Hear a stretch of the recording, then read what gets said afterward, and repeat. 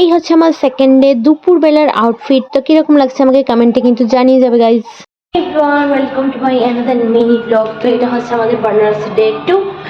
সকালবেলা ওই ভোরবেলা যে বিশ্বনাথ কাশী বিশ্বনাথ টেম্পল ভিজিট করে এসেছিলাম, তারপরে এখন আবার দুপুরবেলা বেরোচ্ছি। তো আজকে সারা দিন কী কী রাইড করি বা কোথায় কোথায় ঘুরতে যাচ্ছি তোমরা এই ব্লগে দেখতে পারবে। তো এটা হচ্ছে বারাণসী টাউনশিপ, টাউন। তো আমরা যাচ্ছি হচ্ছে দুর্গা মন্দির দর্শন করার উদ্দেশ্যে। এটা ঘাটের দিকে নয়, এটা রয়েছে একটু টাউনের দিকে।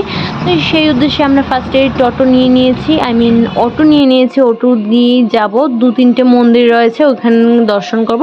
তো এটা হচ্ছে বারাণসী মা দুর্গার মন্দিরটা দেখতেই ভীষণ অসপিশিয়াস মনে হচ্ছে। তো ভেতরের দিকে গিয়ে ওইখানেও দেখলাম সেইভাবেই ক্যামেরা অ্যালাউড নেই, মোবাইল ফোন অ্যালাউড নেই। দুর্গা মন্দিরে তারপর যাবো।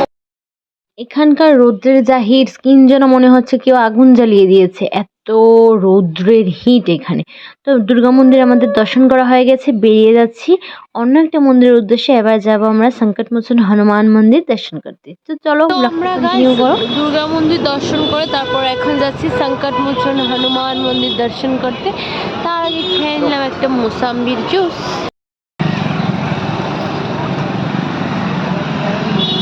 তো গাইস, হনুমান মন্দির যাওয়ার আগে দেখলাম যে এখানে অনেকগুলো চুরি বসেছে, আর বানারস এসেছি চুরি না কিনলে হয়। তো ভাবলাম যে চুরিগুলো দেখিয়ে নিই একটু।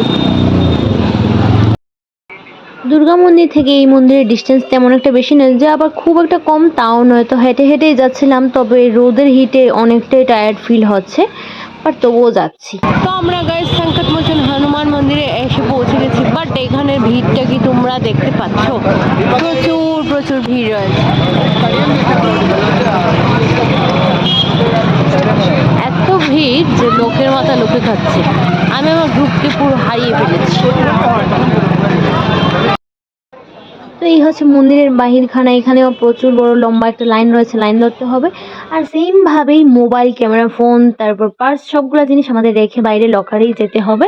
তো তোমাদেরকে কিছু আমি দর্শন করাতে পারছি না, sorry for that guys. But নিজে যে দর্শন করতে পেরেছি এটার জন্য আমি অনেক ব্লেসড ফিল করি। অনেকগুলো মন্দির আমরা আজকে দর্শন করে নিলাম। এবার কিন্তু বেরিয়ে পড়েছি। বেরিয়ে এই দোকানটা থেকে ভাবলাম ঘরের জন্য কয়েকটা জিনিসপত্র নেই, কারণ আমাদের লাস্ট ডে আগামীকাল।